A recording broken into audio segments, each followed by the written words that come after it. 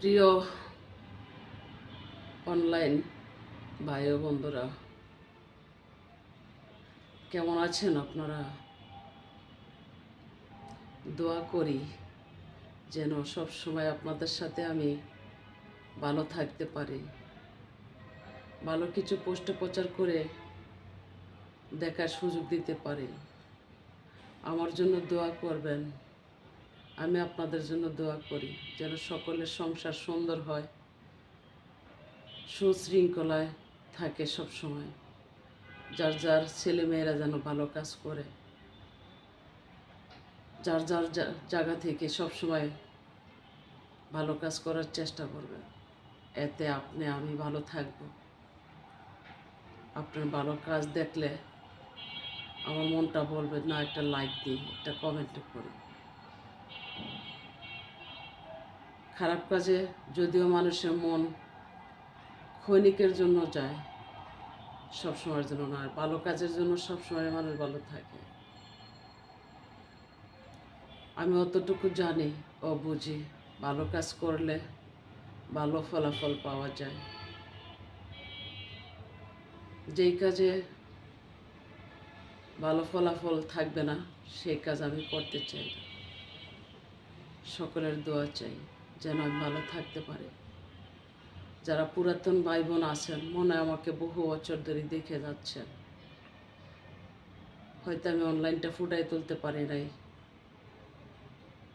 মানুষের কল্যাণে দেশ ও জাতির জন্য কিছু কথা বললাম, প্রতিবাদ করে উল্টা বুঝছে না ভাইয়েরা। আমি উল্টা পথের মানুষ না। আমি শান্তি চাই, সুন্দর চাই, তাই কিছু কথা বলি। কারো ওপরে আঙ্গুল তুলে কথা বলে মানহানি করতে চাই না। জীবন সুন্দর করতে হলে অন্য মানুষকে সুন্দর রাখতে হবে। একা আমার জীবন সুন্দর চাই না। আমি চাচ্ছি আমার অনলাইনে যারা অ্যাড ফলো হয়েছে তারা আমার ভাই, তারা আমার বোন, আমি তাদের বোন। আমি আপনাদের বোন হয়ে চলতে চাই, যেন সুন্দর সব কিছু থাকে। আপনি হয়তো বেশি দিন বাঁচব না, থেকে যাবে এই অনলাইন, এই স্মৃতি, এই কথাবার্তা। যদিও ভালো কথাবার্তা রেখে যাই, যুগ যুগ অমর হয়ে সকলের মাঝে ঘুরে বেড়াবে। অনলাইন কোম্পানি নষ্ট হতে দিবে না। অনলাইন কোম্পানিও চাচ্ছে আপনারা ভালো পোস্ট প্রচার করুন, সামাজিকতা নিয়ে পথ চলুন, সুন্দর ভালো কিছু রেখে যান। সেও ভালোই চায়, খারাপ চায় না। ভালো থাকাটা নিজের কাছে। ভালো থাকতে হলে নিজেই নিজের ভালোটা তৈরি করে নিতে হবে, যে অন্যজন কখনো ভালোটা তৈরি করে দিতে পারে না।